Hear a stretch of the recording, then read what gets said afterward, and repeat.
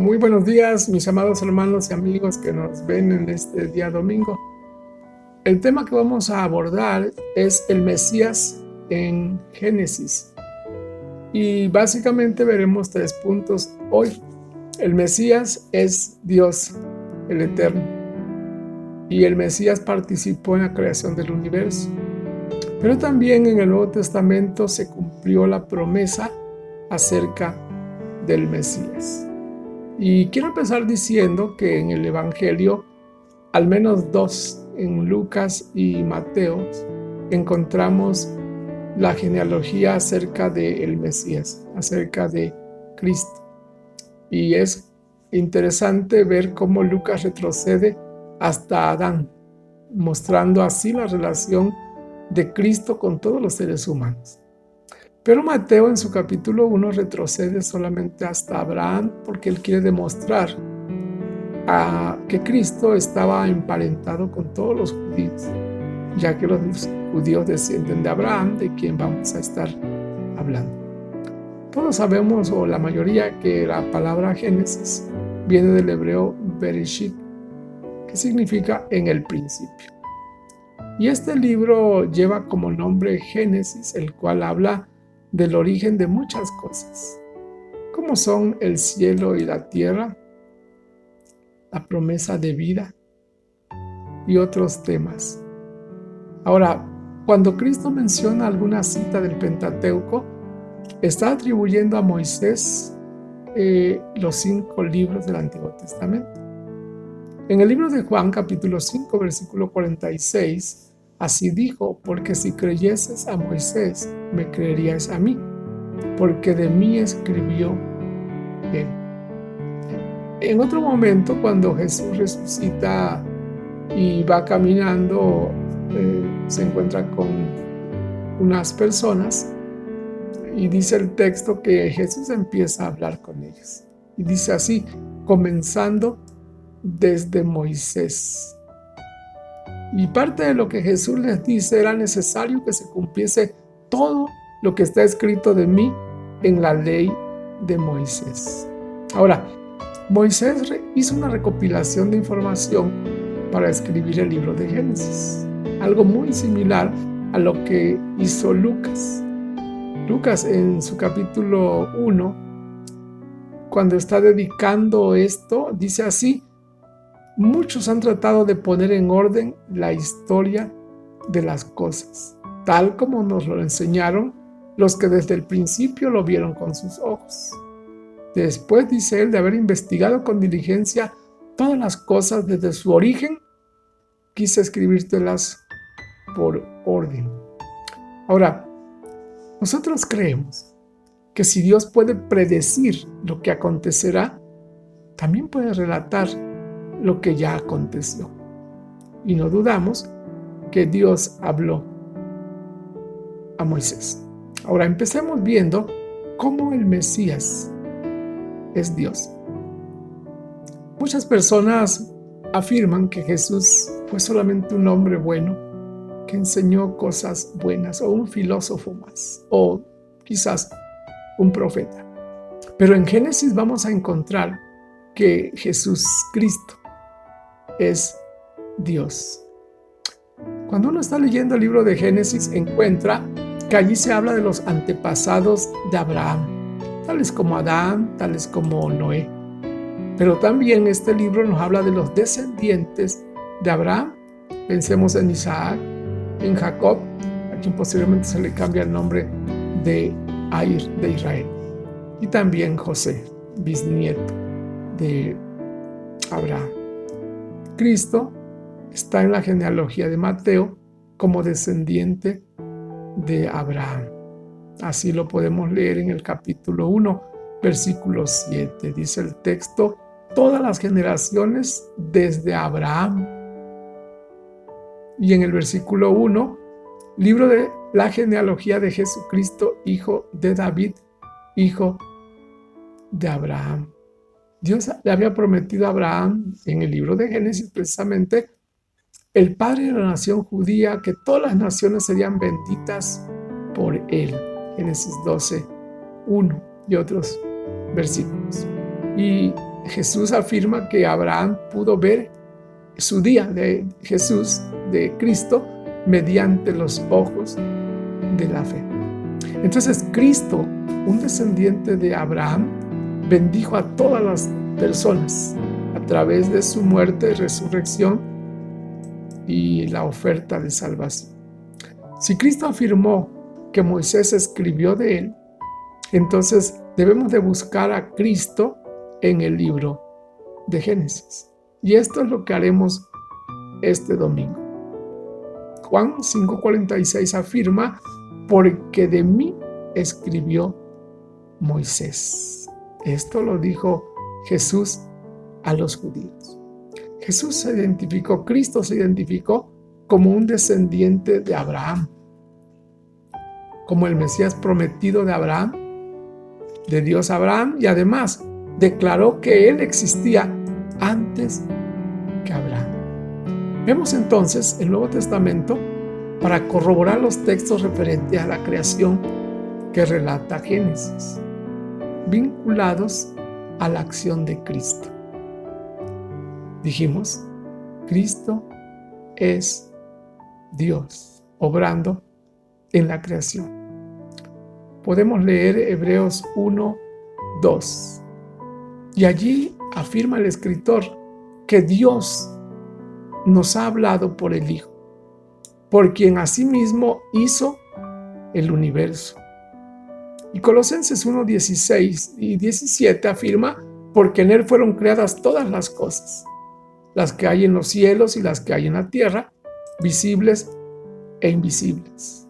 Él, refiriéndose a Cristo, es antes de todas las cosas. Y Juan en su capítulo 1, versículo 3, dice: todas las cosas por él fueron hechas, hablando de Cristo como el Verbo. Entonces, estos textos nos revelan que Jesús, que Cristo, es creador del universo. Y a su vez, esta verdad la respalda el libro de Génesis. Veamos entonces también al Mesías en Génesis, cómo participa en la creación. Al hablar de la creación, Génesis necesariamente debemos mencionar a la Trinidad. En Génesis, cuando hablamos de la creación, necesariamente tenemos que mencionar, porque ahí está la Trinidad. Es una doctrina bíblica entre los cristianos. Génesis 1:26 afirma: se comprueba la presencia de las dos personas, junto con el Padre, en las expresiones en plural. Hagamos a nuestra. Eso lo podemos ver. Hagamos al hombre a nuestra imagen, conforme a nuestra semejanza. Dios está hablando. Entonces, Génesis se escribió en hebreo. Y en este idioma hay una característica. Las palabras terminadas en im y m son plurales. Y Génesis 1 da el nombre de Dios así: Elohim. Este nombre concuerda con las palabras hagamos y nuestra, confirmándose de esta manera que en Dios hay más de una persona. Y esto lo podemos también ver en el capítulo 3 de Génesis, versículo 22, respecto a la capacidad humana para discernir entre el bien y el mal. Dios dijo: he aquí, el hombre es como uno de nosotros, sabiendo el bien y el mal. Génesis 1:22 afirma que el Espíritu de Dios se movía sobre la faz de las aguas en el acto de la creación. Hay varios textos, hay varios versículos en el capítulo 1 de lo que Dios hizo durante la creación con la sola palabra de Él, que es creadora, que es poderosa. Ahí lo podemos ver el versículo 3, sea la luz. El versículo 6, haya expansión en medio de las aguas, porque lo dijo Dios. Versículo 9, también Dios dijo: júntense las aguas que están debajo de los cielos en un lugar, para que haya tierra. Versículo 14, dijo Dios: haya lumbreras en la expansión de los cielos, refiriéndose a la luna y al sol. Versículo 20, Dios dijo: produzcan las aguas seres vivientes y aves que vuelen. Versículo 24, luego dijo Dios: produzca la tierra seres vivientes según su género. Y el versículo 26, entonces dijo Dios: hagamos al hombre a nuestra imagen. Hagamos. Y el Nuevo Testamento, de manera paralela, afirma que Cristo es Dios, porque lo menciona como el Creador. Juan 1:3, todas las cosas por Él, hablando de Jesús, de Cristo, fueron hechas. Hebreos 1:2, nos ha hablado por el Hijo, por quien asimismo hizo el universo. Colosenses 1:17, Él es antes de todas las cosas. Y esta cita última concuerda con lo que Cristo afirmó de sí mismo en Juan 8:58, cuando dijo: de cierto os digo, antes que Abraham fuese, yo soy. Vean, también Cristo usa palabras plurales para describir su ministerio, indicando de esta forma que las otras personas de la Trinidad están actuando conjuntamente con Él, como ya leímos en Génesis 1. En Génesis 1, el Padre, Dios, y el Espíritu obraron en la creación. Pero Juan 14:23 también nos habla de cómo Jesús incluye a las otras personas. Cuando dice: el que me ama, mi palabra guardará, y mi Padre le amará, y vendremos a Él, y haremos morada en Él. También se refiere Cristo con estas palabras ¿a quién? A la otra persona de la Trinidad. En Juan 14:17 menciona al Paracleto, este Espíritu de Dios que fue mencionado ya en Génesis 1:2. Juan 14:17 afirma: el Espíritu de verdad, al cual el mundo no puede recibir porque no le ve ni le conoce, pero vosotros le conocéis porque mora en vosotros y estará en vosotros. El Nuevo Testamento enseña que Jesús es Dios. Categóricamente afirma que Jesús es Dios. Así entonces se confirma que Cristo es uno con el Creador del universo.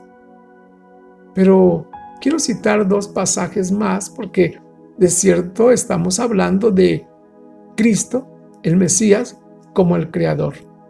Pero hay dos citas en el Nuevo Testamento que corroboran algo más, que Cristo es Dios. Cuando Jesús hace algunos milagros, entre ellos dice: así solo Dios puede perdonar pecados. Lo dijo a un paralítico. Marcos 2:5. Al ver Jesús la fe de ellos, aquellos que llevaban a un paralítico para que él orara, dijo al paralítico: hijo, tus pecados te son perdonados.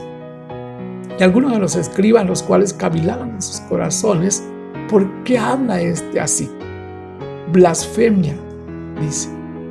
¿Quién puede perdonar pecados sino solo Dios? Y entonces Jesús les dice: para que sepáis que el Hijo del Hombre, que es un título mesiánico afirmando su humanidad, para que sepáis que el Hijo del Hombre tiene potestad en la tierra para perdonar pecados, dijo al paralítico.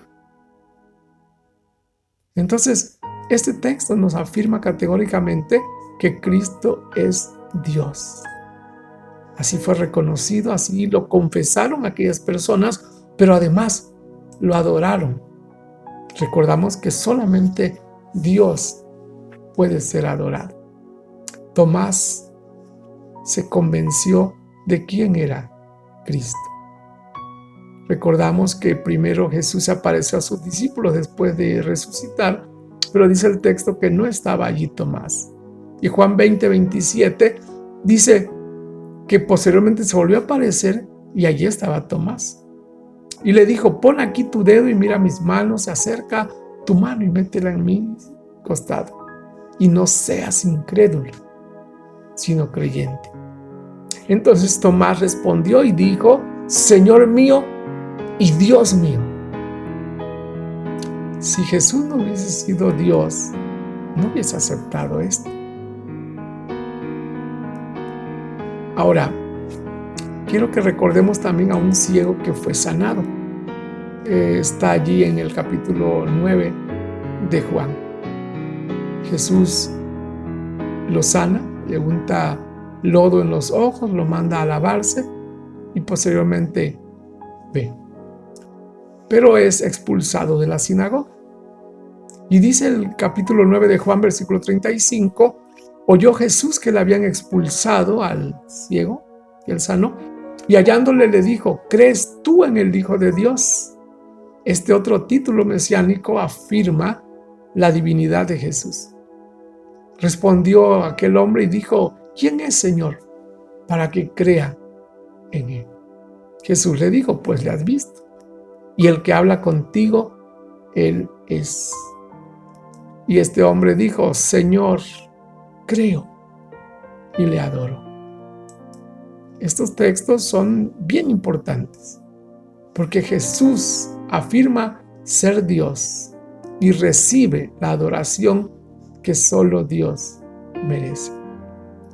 Recordamos que Cristo en griego es Mesías, el Mesías hebreo, esperado durante mucho tiempo en el Antiguo Testamento. Cristo, como el Mesías, afirma que fue antes que Abraham, incluso que participó en la creación del universo. Pero quiero decir algo más. También Cristo es la simiente de la mujer. Aquella promesa o protoevangelio de Génesis 3:15 afirma así: pondré enemistad entre ti y la mujer, y entre tu simiente y la simiente suya, dirigiéndose Dios al diablo, a la serpiente. Esta, le dice así, refiriéndose a la simiente de la mujer, esta te herirá en la cabeza y tú le herirás en el calcañar. Esta verdad es creída por los cristianos como una promesa mesiánica. Y también el Targum de Jerusalén, un documento judío escrito antes del nacimiento de Cristo, así lo interpreta. Esta simiente de la mujer, es decir, Cristo, fue herido en el calcañar, como fue profetizado, pero también fue nacido de mujer, porque no intervino varón, como lo declara Lucas 1:34. Pero también quiero añadir aquí que los romanos, la nación que gobernó a Israel en tiempos de Cristo, usaban la crucifixión para ejecutar a los criminales. Y en la cruz, el talón o calcañar de la víctima se lastimaba al ser clavado en el madero. Así lo podemos ver en Génesis 3:15, cómo se profetizó ya desde allí, desde el Génesis, la muerte del Mesías Redentor, del Salvador, la simiente de la mujer, herido en el calcañar y muerto, pero resucitó al tercer día, dice la Biblia, venciendo así, como dice Génesis, pisó la cabeza de la serpiente, del diablo, de Satanás. Entonces, el Mesías está allí revelado ya en Génesis. Aun cuando no es mencionado por su nombre, no se dice Cristo, no se dice Jesús, no se dice Mesías, pero es el mismo Creador, es el mismo Dios eterno, el Redentor, es la simiente de la mujer. En el Nuevo Testamento, Apocalipsis capítulo 13, versículo 8, dice que Dios formuló el plan desde el principio del mundo, por medio del cual el Cordero, Cristo, iba a ser inmolado, muerto, para salvar a los pecadores. Dice Apocalipsis 13:8. Y la adoraron todos los moradores de la tierra, cuyos nombres no estaban escritos en el libro de la vida del Cordero, que fue inmolado desde el principio del mundo. Sin duda el apóstol Pablo conocía todo esto, pero también creía lo que Juan había escrito en el libro de Apocalipsis. ¿Por qué me atrevo a decir esto? Bueno, porque Pablo escribe también que Dios nos escogió para darnos salvación desde antes de la fundación del mundo. Esto lo podemos leer en la carta a los Efesios capítulo 1 versículo 4. Según nos escogió, hablando de Dios, en Él, en Cristo, en el Mesías, antes de la fundación del mundo, para que fuésemos santos y sin mancha delante de Él. Pues termino esta breve charla invitándolos para que confiemos en Dios en todo tiempo, que confiemos en Él, sobre todo en este tiempo de pandemia, porque Dios tiene todo perfectamente controlado. Dios tiene sus tiempos, o decir su tiempo perfecto, su kairos, y su plan redentor se va cumpliendo a la perfección, el cual nadie puede estorbar, nadie puede evitar que se cumpla, ni el diablo mismo, ni el hombre con su pecado. Antes bien, cuanto más se oponen a los designios divinos, parece que contribuyen a que se cumplan. Recordemos que el diablo quería destruir a Cristo, pero no sabía que se estaba destruyendo a sí mismo. ¿Y qué decir de Judas? Pensó que estaba también quizás contribuyendo a esto, pero estaban llevando a cabo los propósitos de Dios. Dios les bendiga.